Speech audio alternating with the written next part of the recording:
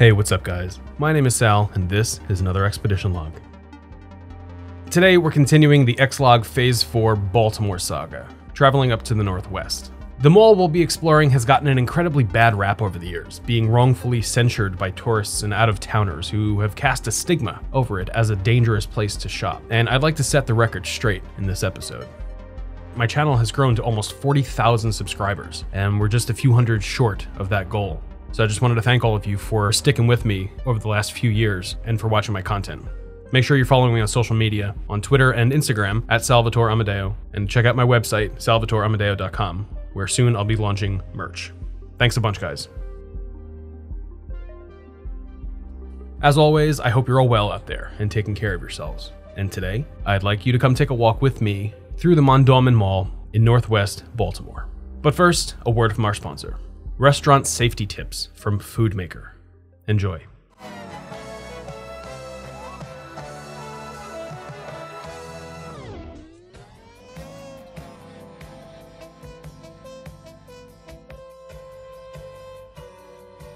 Hey. Hi. Welcome to Food Maker. We're proud to have you as part of our winning team. Coming soon to a Jack-in-the-Box store near you. Deadly dangers. We have to keep this door locked. It's our best hope of security. But security alone isn't enough. For there are other deadly dangers already at work inside the store. Careful, Ted. The floor's awful slippery. Hey, you worry too much. You'll cringe in horror at the workings of the insidious tomato slicer.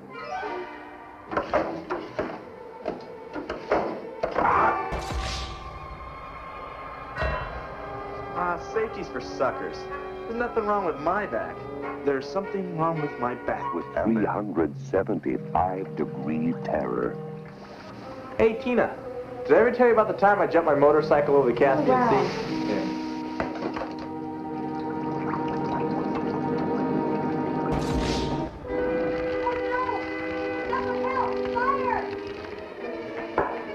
Hey, where's the fire? Ted, don't you know water only spread a grease fire? Your dainty stomach. Be aware. Be alert. And always be prepared.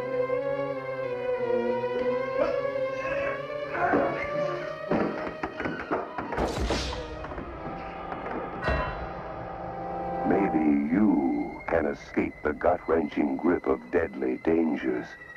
But remember, they're coming to a Jack-in-the-Box store near you.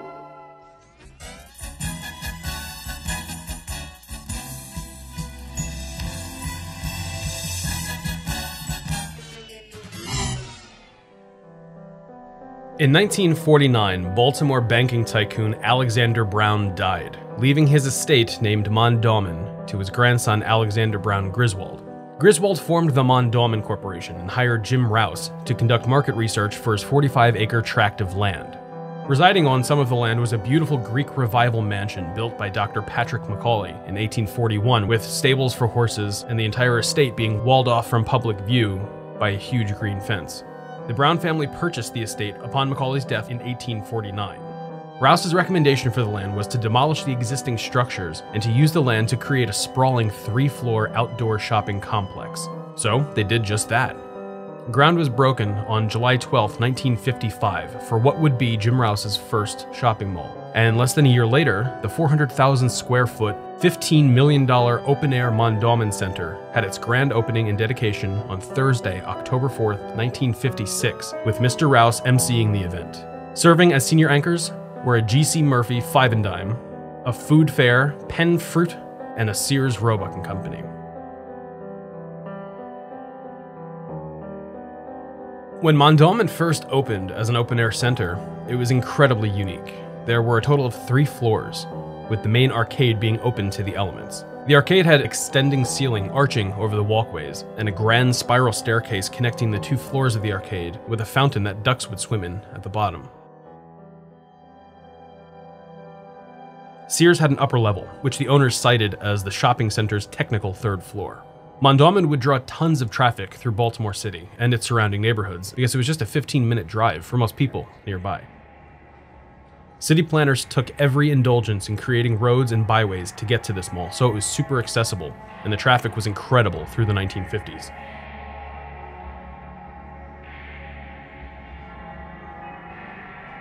By the early 1960s, there was new competition in the area, with the Towson and Reisterstown plazas, East Point Mall, and Rouse's very own Harrendale Mall, which was the first enclosed mall on the East Coast. So changes needed to happen at Mondawmin to keep up with the way malls were evolving. And in August of 1963, a $1 million facelift was announced. The entire shopping center would be enclosed and air-conditioned.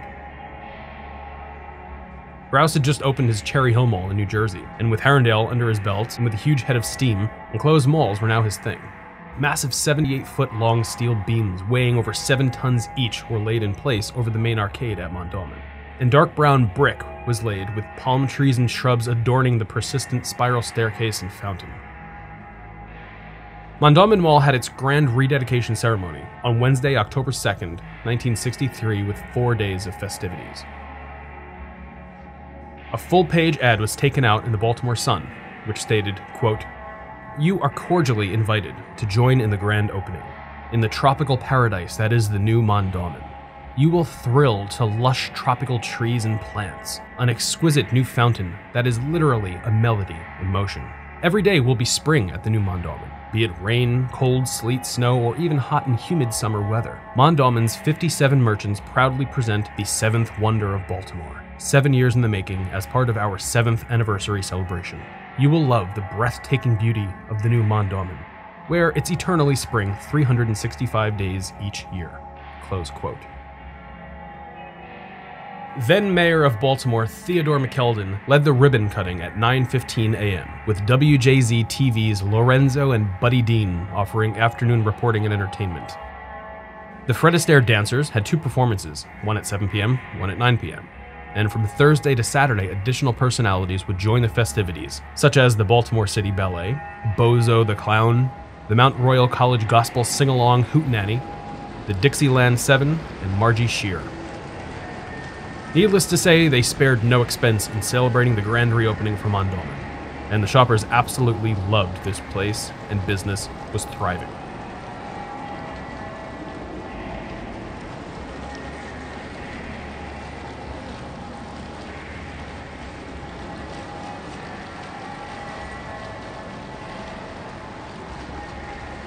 While I was researching this episode, I was curious where the word Mondawmin came from. Looking back at its etymology, Mondawmin comes from the word Mondawmin, M-O-N-D-A-A-M-I-N. Might be pronounced Mondawmin, I'm not too sure. But anyway, this is the Algonquin word for corn, or the spirit of corn, or the wonder seed. When Dr. Patrick Macaulay opened his estate back in the 1840s, American poet Henry Wadsworth Longfellow visited the estate and was asked what the estate should be called. He looked around and noticed sprawling cornfields, and probably taking inspiration from his poem The Song of Hiawatha, he recommended Mondawmin, with respect to the Algonquin spirit of corn. This name stuck through the ages, but at the turn of the 20th century, Baltimoreans began butchering and bastardizing the pronunciation and spelling of the word, and a W was thrown in there by map makers to get Mondawmin with one A and one W, as we know it today.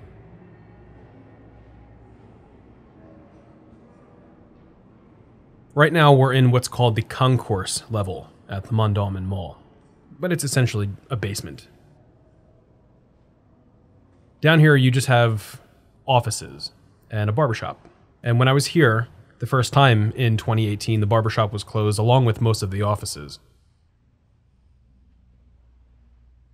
And as you can see, it's pretty empty.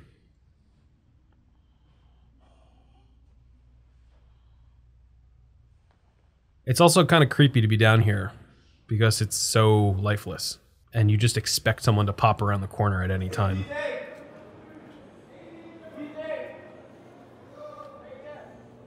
This is also where you access the loading docks. And at the time I thought this might have been the parking garage, but I had later learned that the parking garage was demolished. Creepy place, but fascinating.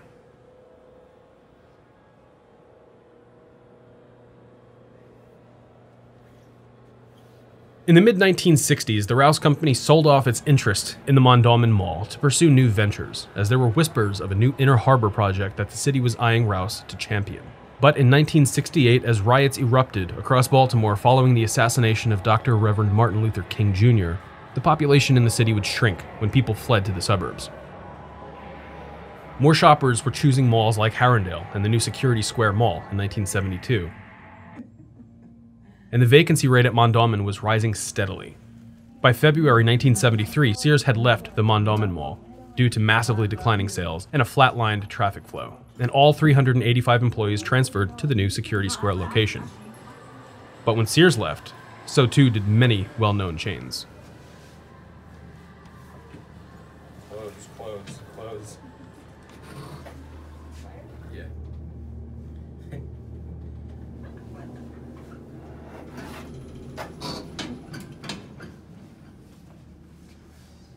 The elevator is the only way to get up to the third floor of the Sears that turned Metro Plaza, and that's now being used as mixed use. Right now, we're up on the third floor at the Mondawmin Mall, and the silence is just eerie. You can't hear the crowds in the mall below. And the only things that are up here are state-run offices, a rehabilitation center for criminals that are re-entering society, and a medical office.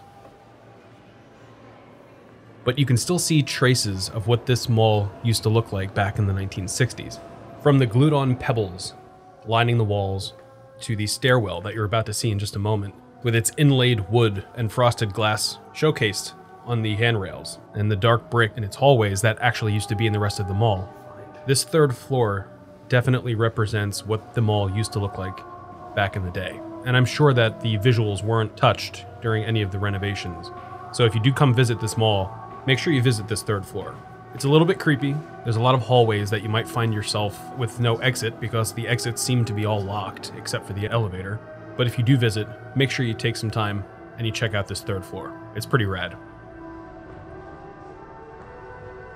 During the mass exodus of 1973, and without the leadership and mastery of mall management that Rouse brought to the table, the old Sears building was sold to Northwest Associates and converted into what was called Metro Plaza for over $2 million. This heralded in the concept of a mall within a mall, which we would see decades later right up the street at Security Square with the Choi Brothers Seoul Plaza. The Mondawmin Metro Plaza building was formally dedicated on February 4th, 1974, with the opening of a new regional office for the State Motor Vehicle Administration. Then on May 6th, a Pollock Blum's furniture company opened in 23,000 square feet of the Metro Plaza. Think of this place as one of the first examples of IKEA as we know it today. And while IKEA did have a store opened in 1958 in Sweden, it wouldn't come to the United States until 1985.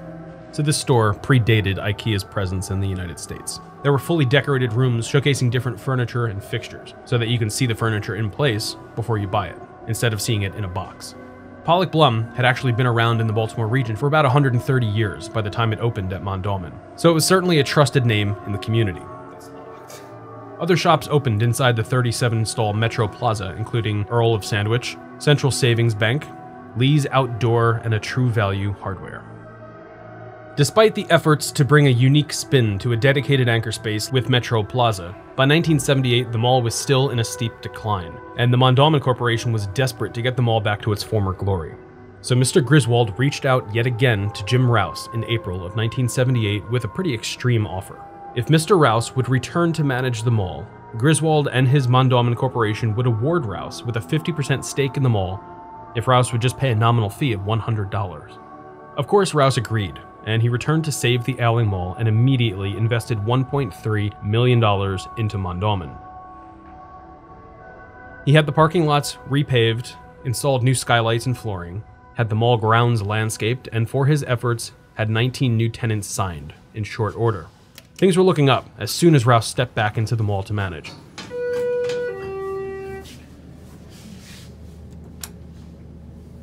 But following his dedication of the Harbor Place downtown in the Inner Harbor, he would step down from his day-to-day operations at the Rouse Company. It was around this time also that plans were approved for a brand new $28.7 million subway station at the Lexington Market, and a $5.2 million contract awarded for a subway tunnel operating at the Mondawmin Mall. The subway stretch was completed on November 21st, 1983, creating a direct line from the downtown region to Mondawmin Mall, making it incredibly easy for travelers to get to the mall who might not drive. The mall would see some more of the success it had in the mid-1960s return through the 1980s, cruising at over 95% occupancy into the 1990s. They even took measures to prevent theft and crime by installing 2 watchtowers in the parking lot, both equipped with closed-circuit cameras and a guard with binoculars. Rouse, who would remain tight-lipped about their crime statistics, had also experimented with watchtowers at the Cherry Hill Mall in New Jersey. But in the case of both malls, the watchtowers were removed just after a few years. When the ExLog goes live on my website for this mall, I'll have clippings from the article showing the Mondawmin Mall watchtowers. I've had a few people asking me to cover it, as many people believe them never to have existed, but I can assure you they were definitely a thing. Straddling the new millennium, Mondawmin would see yet another decline in traffic, as crime in West Baltimore would deter shoppers from visiting. Now, to be clear, Mondawmin Mall itself suffered the usual criminal activity that most other malls faced, such as shoplifting and break-ins here and there, but nothing abnormal that a loss prevention guidebook wouldn't otherwise warn you about. Crime statistics for neighborhoods in West Baltimore were giving people a false perception on what they might expect from a visit to Mondawmin. And with many that may have lived through the 1968 riots influencing younger generations, Mondawmin Mall was wrongfully established as a dangerous place to visit, and business at the mall would suffer as a result. The Rouse company saw the numbers declining, and they knew it was time for action, so they tried getting the mall renovated in 1999, but the plans would ultimately fall through. However, in November of 2004, the real estate world would be turned on its head when Chicago-based General Growth Properties put out over $12.6 billion to straight up purchase the Rouse company and all 37 of its properties, including Mondawmin. With this deal, I'm sure the Rouse company had suggestions and guidance to help some of their ailing malls. This must have been the case with Mondawmin, as GGP set forth on an incredibly ambitious and super expensive redevelopment that would cost over $68 million.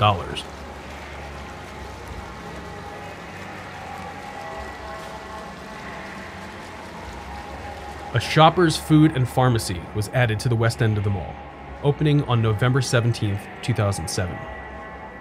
The old parking garage on the east end was demolished to make way for a brand new Target, which opened on July 23, 2008. And accompanying the Shoppers was an A.J. Wright store, opening on August 8, 2008.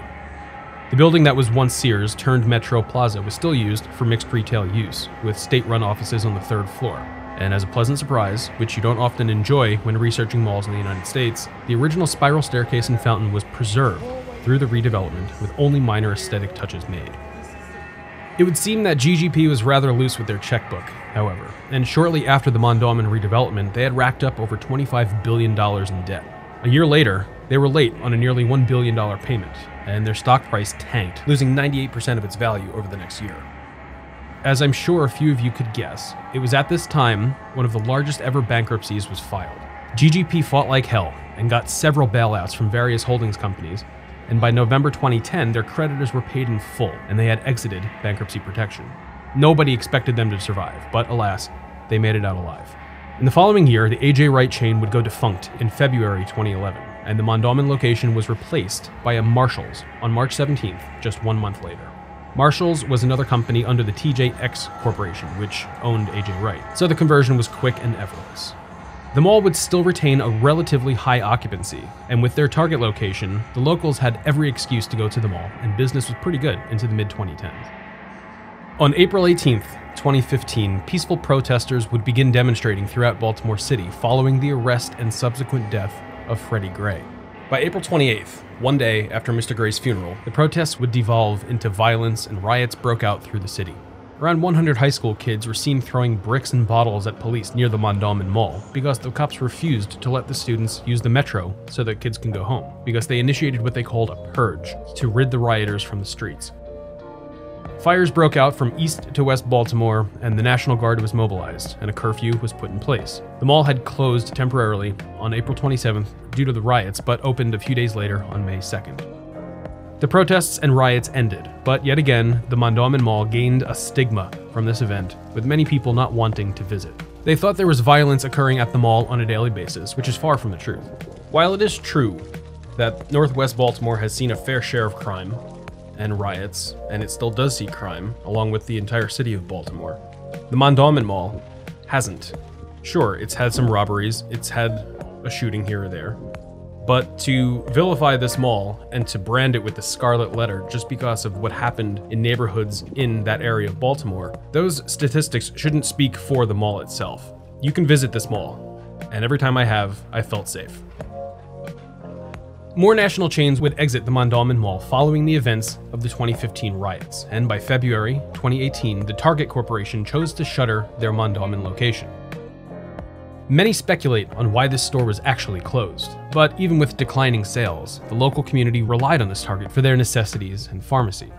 In my opinion, a simple decline in revenue for one store in such a large corporation isn't proper justification for shuttering that one store. But that's my opinion. Let me know what you guys think down in the comments. On August 28, 2018, GGP was bought out for $9.25 billion from Brookfield Property Partners, who manage their offshore portfolio out of Hamilton, Bermuda.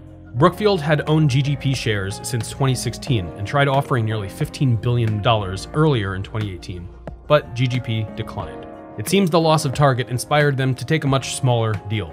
By October 2018, I showed up to film this place for the first time. In the following year, Marshall's shuttered on January 12, 2019, and a Planet Fitness opened in its place the following summer. Then 2020 came roaring its disgusting ugly head. COVID hit sometime in early spring, and that forced the closure of malls, including Mondawmin, which remained closed for nearly half a year. In July, it opened back up, so I decided to head back over there to see how it was doing. Malls in the era of COVID-19 are just different animals. Many of these malls are now using their own parking lots as COVID-19 testing spots. And when you roll up to a mall that's basically got tented testing sites for a pandemic right in front of its stores, it's kind of off-putting and a little bit unsettling. However, we do live in the era of COVID-19, and this is what it's like now on the outside of malls.